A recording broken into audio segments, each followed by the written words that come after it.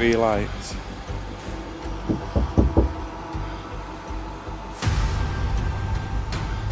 Hello? Hello? Foxes. Right, that's freaked me out a little bit, so I'm just gonna go.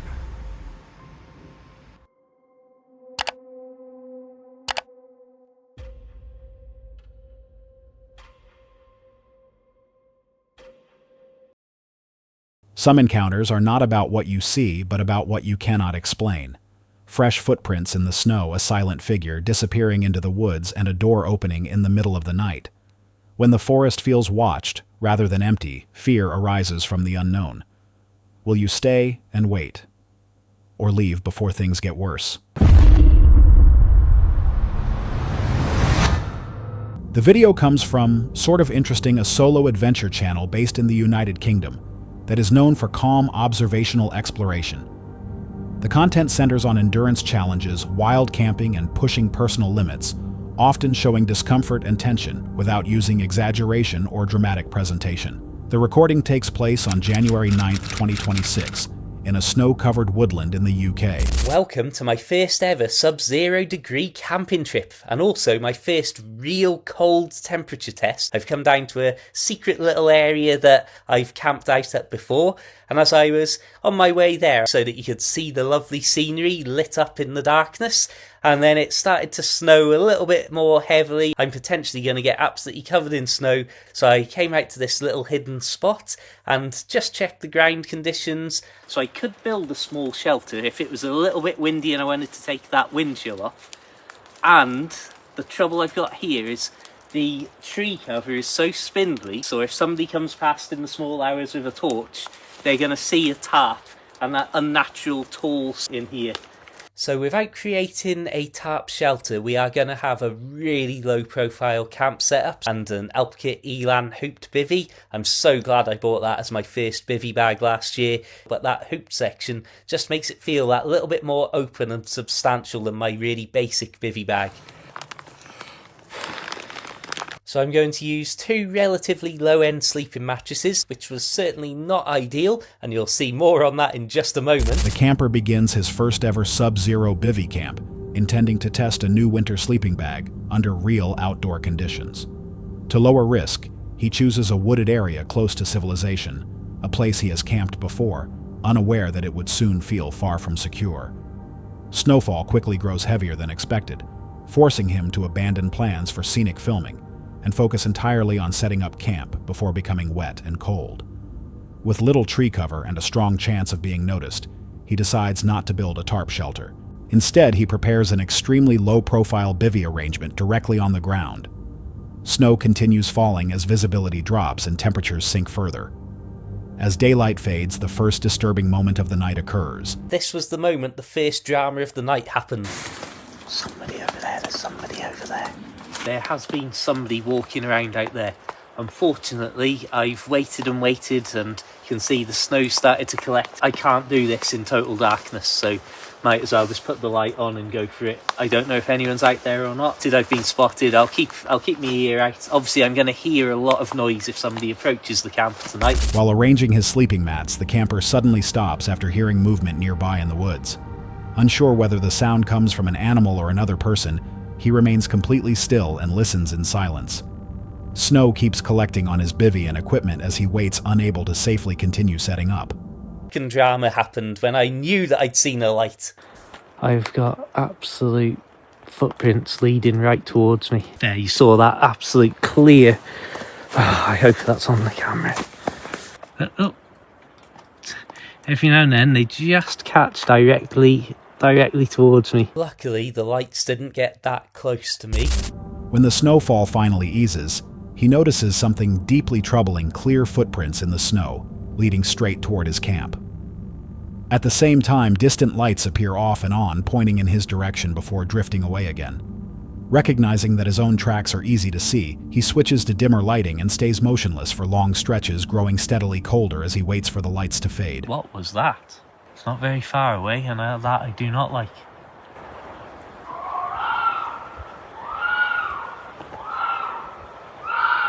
Foxes. Oh, I hope that's foxes. Listen, that has given me goosebumps even more than the In the early hours of the morning, while lying awake in his bivvie, he is startled by loud sudden screams nearby. The sound is intense enough to cause immediate alarm. After listening closely, he decides the noise is coming from foxes. Even so, the experience leaves him shaken and unable to fully relax. No direct encounter takes place that night, but the experience is shaped more by uncertainty than by comfort. Unexplained movement footprints leading toward the camp, distant lights, and sudden animal cries combined with extreme cold and isolation keep the camper tense throughout the night. By morning, he reflects that choosing a location close to civilization was the right decision for his first Subzero trial. As daylight returns, he packs away frozen equipment and leaves the woodland, thinking about how quickly a quiet winter camp can begin to feel wrong, not because of anything clearly seen, but because of what never becomes certain. In cold darkness and falling snow, even small signs like footprints or distant motion can change how a place feels. If you notice something like that near your camp, would you wait and see what happens, or decide it is better to leave while you still can? Hold on a sec. If you're enjoying this so far, make sure to hit that subscribe button. Let's continue.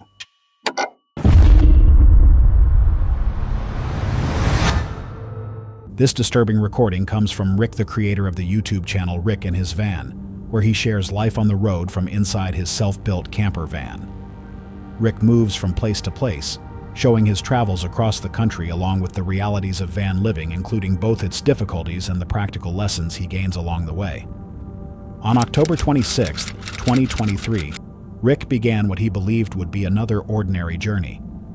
This time, however, he decided to spend the night parked inside a forest, known locally for its eerie reputation. It was a personal challenge remaining alone overnight, in a place many residents avoided after dark. What started as a quiet and uneventful stop soon turned into one of the most terrifying moments Rick had ever experienced. This is the Common. Now, I've been here before and shot a few videos here before, and a couple of other things that I've filmed here. It's only up the road from me, so it's a really easy place to come to. And you can camp in your vans here, and you're allowed as well. Something to do with bylaws and some common land. So I'm here. I'm just going to sit in the van, make myself something to eat, let it get a bit colder and a bit darker. The woods over there, and see what we can find. Let's get some food on. Right, so this is home for the night. First things first, dinner, particularly exotic or gourmet. Hot dogs, frankfurters, but they do taste amazing, which I love. I am missing a beer. That's the one thing I didn't bring. First, let me just take you outside. I haven't shown you exactly where we are and where the van is. So, this is it. This will be home for the night. They're the woods that we're going to. This is it. Right, let's go get dinner on. Rick parked his van in a hidden spot deep within the woods, a place he had visited before and felt at ease with. The air was cool, and the surroundings were silent, wrapped in a stillness that only exists when entirely alone. At first, nothing seemed strange or out of place. Feeling comfortable, Rick prepared a basic meal inside the van, planning to eat before darkness fully arrived. The mood stayed calm, almost comforting, with no hint of what was about to happen. Just going to tuck into these. I don't judge. I have made 4. I am a hungry man, but I am going to double up on the sausage inside the bun. I'm going to scoff these and then get ready to go into the woods. I have no idea where on earth I'm going. I'm just going to follow the, well, halfway. See where we're going. I mean, this is ridiculous. I've got no idea where I'm going. Oh, there's a gate. Let's go through here. Oh, hello. What's that? What is that in the woods there? Look, what's that? Oh, I think I found the church. That was easy. Ah, it's not a gate. That is a fence. There's the church. After eating, Rick grabbed a flashlight and chose to walk into the nearby forest. Moving between the trees, he unexpectedly discovered a small church concealed among the woodland. As he looked around the area, something happened that immediately shattered the sense of peace. Oh, right, let's go and have a look. Just check this out. I'm come prepped with the best torch in the world. Oh yeah, look at that. What is a little church like that doing in the middle of the woods? hell is that? Hello?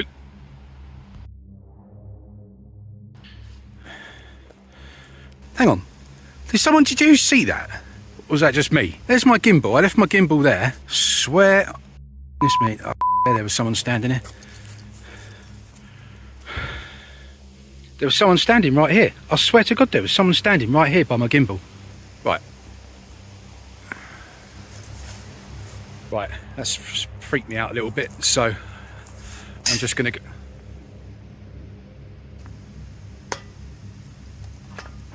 Right, I'm not joking you, that's just slammed itself shut. I can't look it. There's my gimbal. Oh, drop my phone. Getting out of here. I did not like that noise. Right, where am I going? I can't even see where I'm going. Right, that was weird. Rick saw a person dressed completely in black, standing perfectly still in the darkness, motionless like a statue. He instinctively aimed his light toward it, but in a split second, the figure disappeared. There was no movement and no sound, only empty space where someone had stood moments earlier. Fear took over as Rick tried to understand what he had witnessed. He was sure someone had been there, yet the speed at which they vanished seemed impossible. Trying to steady himself, Rick attempted to dismiss the encounter as a trick of his mind. But moments later, a loud metallic crash rang through the forest. He checked a nearby gate, believing it caused the noise, but the uneasy feeling only grew stronger. Shaken Rick went back to his van and prepared to sleep, convincing himself the incident had ended. Just as he began to drift off, he was suddenly jolted awake. Around 1 a.m. Right, it is, what is it? 1 o'clock in the morning. I just got woken up by someone trying the van door handles.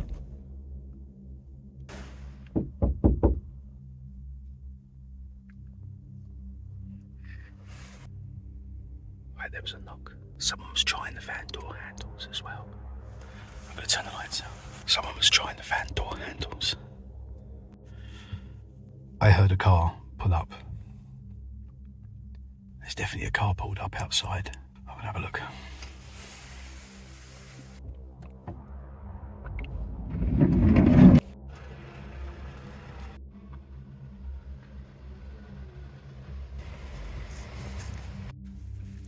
Well, that was weird. I opened the van doors and then within a minute there was a car reversing up and it's just driven off. I don't know who they were, but we're all locked up, so we're safe. They can't get in, hence why they were knocking. So, I'm gonna roll over and I'm gonna try and get back to sleep. Try again. All right. Someone was pulling on the van's door handles. Before he could respond, heavy knocking followed from just outside the vehicle. There was no doubt someone was deliberately testing the doors. When Rick cautiously opened the door, the situation became even stranger. A vehicle immediately backed up and drove away, disappearing into the darkness of the forest. The timing felt intentional, as if whoever was there never wanted to be seen. Still trying to stay calm, Rick thought it might have been someone lost or simply passing through. He locked the doors and lay back down, hoping the disturbance was over. It was not. He was awakened again by sharp, deliberate knocking that echoed through the quiet woodland. Soon after, the same vehicle returned. This time, the knocking sounded slow, firm, and purposeful, no longer random. Can't believe this. Let me turn the lights on. I've heard that car come back. And it's what? 3:15 now. That van's come back. Well, that car's come back. That 4x4 vehicle. I can't hear anyone. I can't hear anyone talking outside. There we go. There we go.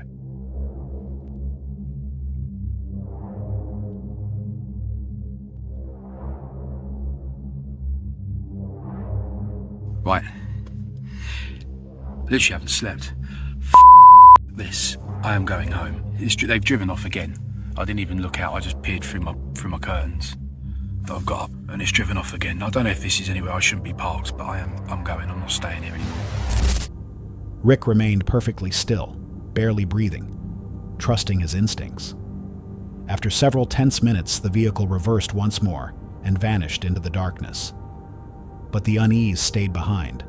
The repeated visits combined with the earlier sighting of the silent figure dressed in black made the situation feel intentional. The way the figure vanished had seemed unnatural, almost unreal, and now the continued knocking suggested something far more threatening than Rick had first believed. A chilling thought set in. If he had opened the door, the result could have been much worse. The forest was remote, and help would not have arrived quickly. With adrenaline rising, Rick made a choice. He quietly started the engine and drove away, headlights cutting through the trees as he left the woodland behind.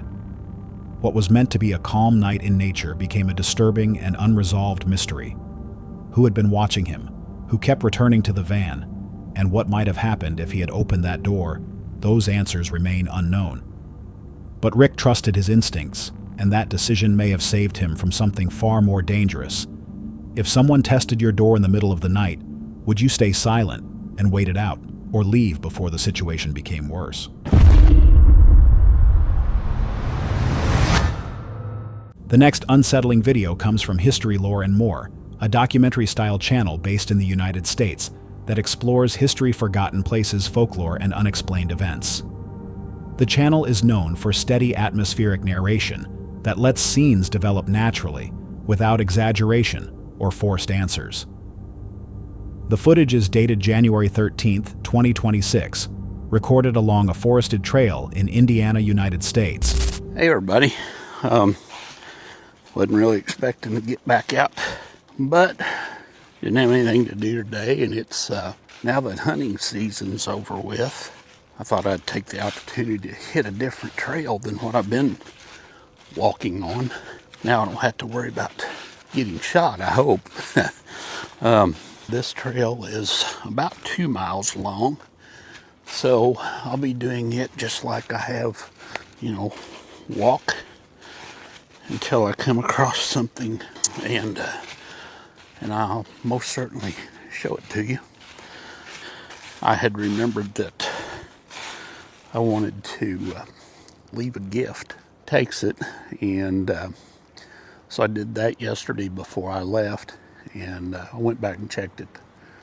We'll come back and check it next week maybe. Some human won't find it, but I think where I put it, activity. So we'll see. I'll bring you back as soon as I find something interesting. Well, The hiker chooses a different 2-mile loop than normal, taking advantage of the fact that deer hunting season has ended. He mentions the mild winter weather and describes the trail as thick with clear signs that it is frequently used by horseback riders. Expecting a calm and uneventful walk, he continues along the path, moving forward until something unusual draws his attention.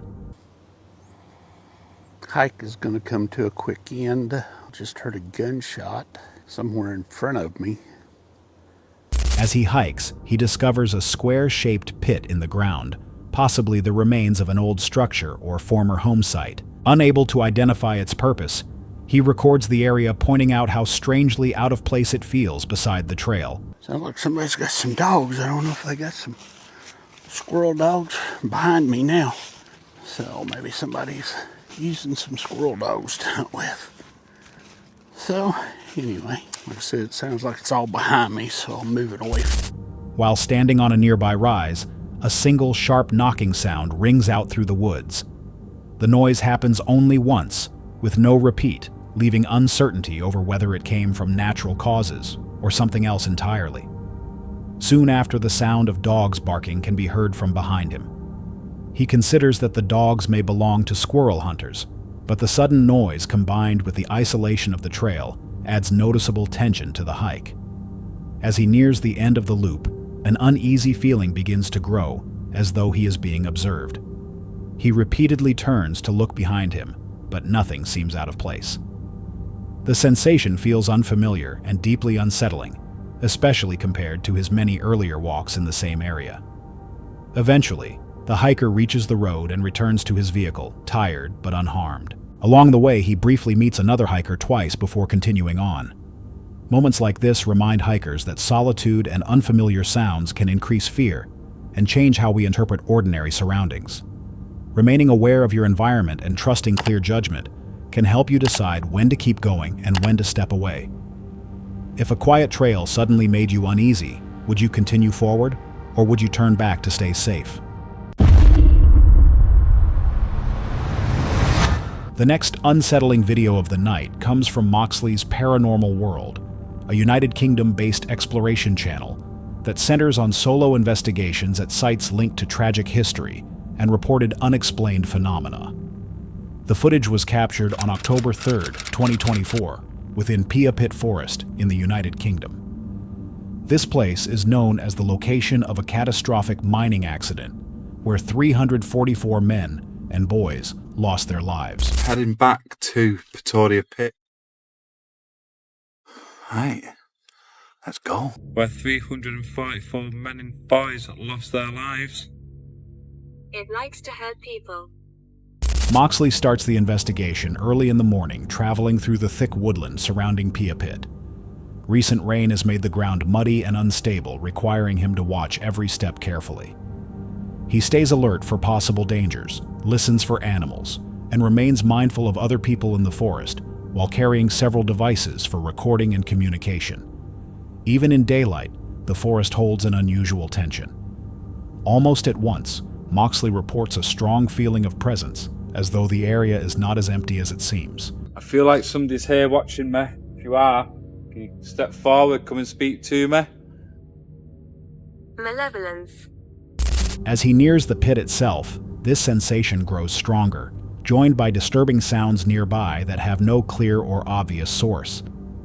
The atmosphere changes quickly, leading him to move forward cautiously as he goes deeper into the woods. Walking through this forest and I heard a group of people shouting. Then I heard one of them shouting, "Get him." So I've moved into the forest thinking, oh shit, they know I'm here. And then I heard a bit of a scuffle. Then some shouting, and then you could literally hear somebody getting punched. Deeper in the forest, Moxley hears raised voices and the sounds of what seems to be a physical conflict somewhere close by. Putting personal safety first, he intentionally avoids the disturbance, choosing distance rather than investigation, aware that not every danger in remote places is paranormal in nature. If there's any spirits out here, there's been multiple reports of sightings. Would you like to come forward, come and speak to me? I was here a few months back. I actually stayed in this exact spot overnight. 3 lights. 3 lights. What do you mean by 3 lights? Were you one of the workers here? Yeah, can you come forward? Come and tell me your name. Tell me who you are. I'd like to speak to you. Malevolence. Malevolence. There has been a lot of reports. During the investigation, there have been several reports of sightings tied to the site's past. Moxley attempts communication connected to the mining disaster, using investigative equipment that produces responses such as 3 lights and malevolence. While the meanings of these replies remain uncertain, he links their timing to local folklore and the lasting tragedy associated with the pit. I thought I walked through a cobweb, then it happened again. Then it happened again. It keeps feeling like I'm walking through a cobweb, but there's nothing on my face. It likes to hurt people. The devil's chair? It has been reports. That's what it does. You sit on this chair. There's stories all over the world of a devil's chair and so and so. So it could just be. While searching for an area locally known as the Devil's Chair, Moxley experiences strange physical sensations, including the repeated feeling of passing through unseen cobwebs. He also hears distant laughter, without any visible source, strengthening the impression that something unseen may be close by. Can you tell me where we are? Don't go near.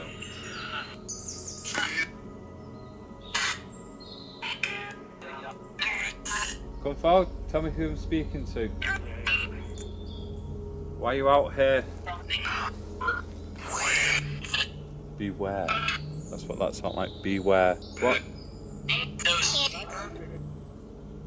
There's been reports of eyes seen within the tree lines.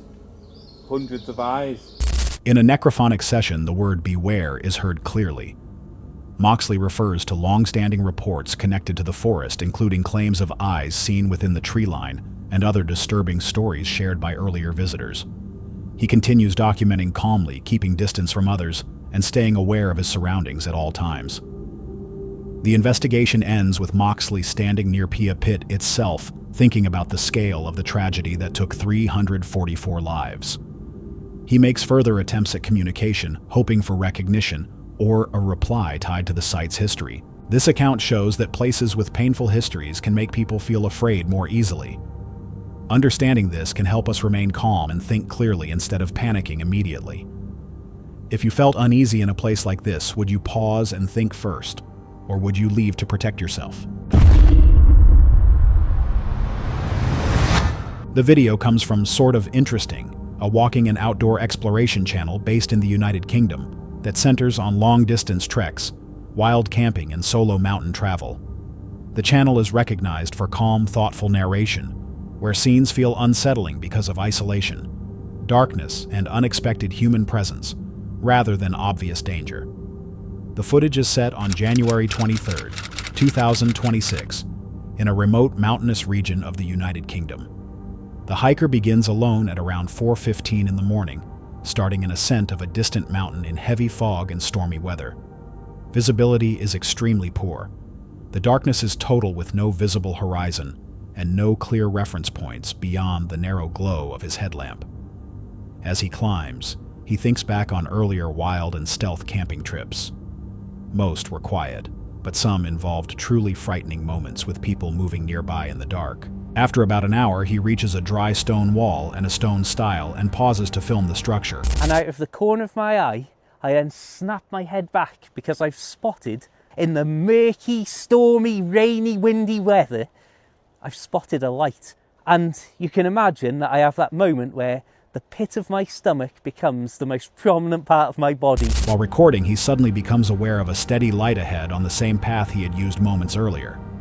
He tries to explain the sight logically, thinking it might belong to a farmer or an early morning worker, expecting that he may meet them shortly.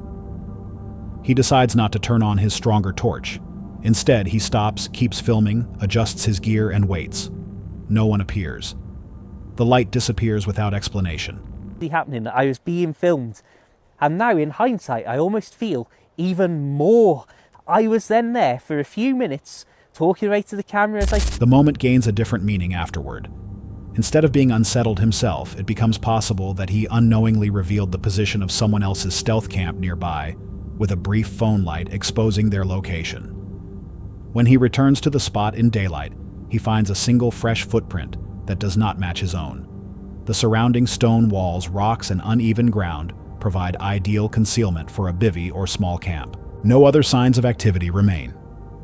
Moments like this show how easily someone can overlook what is happening around them in dark and remote places. When light is scarce and attention is fixed on one thing, nearby movement, or people can go unnoticed until much later.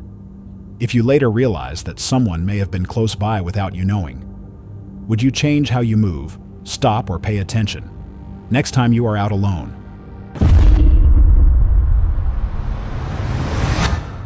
This clip comes from Gavin, the creator of the YouTube channel Gavin Reads It All, where he normally shares calm reading vlogs and book discussions.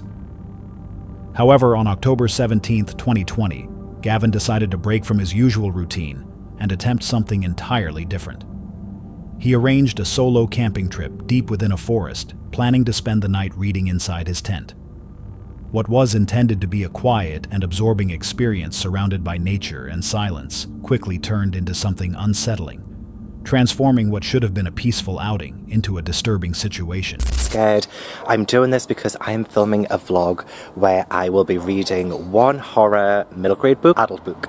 Honestly, I don't know how I'm going to cope. It's going to be an all-nighter from 7 p.m. to 7 a.m. I'm staying out here, and then I will, so I've actually erected my own tent. I've never, put up a tent myself before. It's only a one-person tent. I'll show you how it looks. Flat. And I believe it's going to rain tonight. That is not going to protect me whatsoever. It's going to be fun. Let's have a look inside. This is the inside. As you can see, it's perfect. Absolutely perfect for a very spooky. So I want to get all comfortable and I will explain more about what the night is going to entail. So welcome to my crib. Great. It's absolutely freezing. Absolutely freezing. I've got, a blanket on the ground. I've got another blanket on top of that. Can't be bothered. It already looks like it's falling down. Gavin chose a hidden spot far inside the woods and pitched his tent as daylight faded, leaving only weak light passing through the trees. The forest felt calm and nearly tranquil, but it remained active with constant wildlife noises surrounding him on all sides. Mixed into those natural sounds was something strange, a distant scream. It did not sound like an animal, but it was far enough away that Gavin barely paid attention to it at the time. Earlier he had noted how remote the location was, and that he had not seen anyone else nearby. Once inside the tent, Gavin settled down and began reading as planned, quietly continuing his routine. Before long, however, something interrupted the silence, and suddenly brought his calm evening to an end. Guys, it's 2 a.m. and I keep hearing noises. I mean, there's a lot of noises going on outside. I don't know if you can hear it. Hello? God, I'm shaking.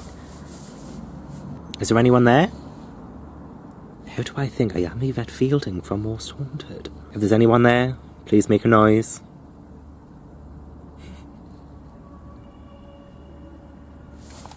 It's literally so dark outside, I don't even think you would be able to see.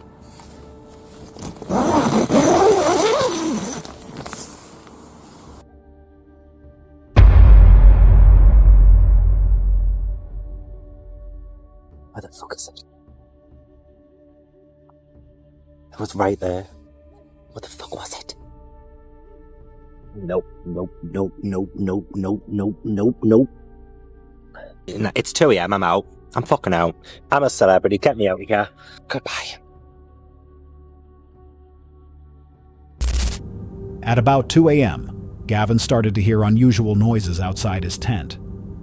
The sounds were slow and intentional, as if someone were moving just beyond the fabric. The feeling of unease increased with each moment, making it clear that something was outside. He slowly opened the tent and aimed his camera outward to see what or who was there. That was when a figure resembling a doll appeared, standing completely still in the darkness. Before Gavin could respond, it vanished. There was no glitch and no edit. One moment it was there, and the next it was gone, as though it had never existed at all. Frightened and shaken, Gavin did not hesitate. He gathered his belongings at once and left the area without looking back. Later, after speaking with his audience, Gavin described the night as one of the most frightening experiences of his life, the first time he had faced something so disturbing. He could not explain what he had seen, but the footage clearly showed key moments: the earlier scream, the movement outside the tent, and the sudden appearance of the figure. None of it was ever explained. Whatever happened in those woods left a lasting mark on him. The mystery surrounding the scream and the disappearing figure was never resolved, leaving behind an unsettling experience that stayed with him long after the night ended. If something unexplained occurred near your campsite at night, would you try to understand it, or would you leave to protect yourself? That's all for tonight's video. Which encounter gave you chills? Let us know in the comments below. Got your own experience? We want to hear it. And whatever you do, don't miss what's coming next.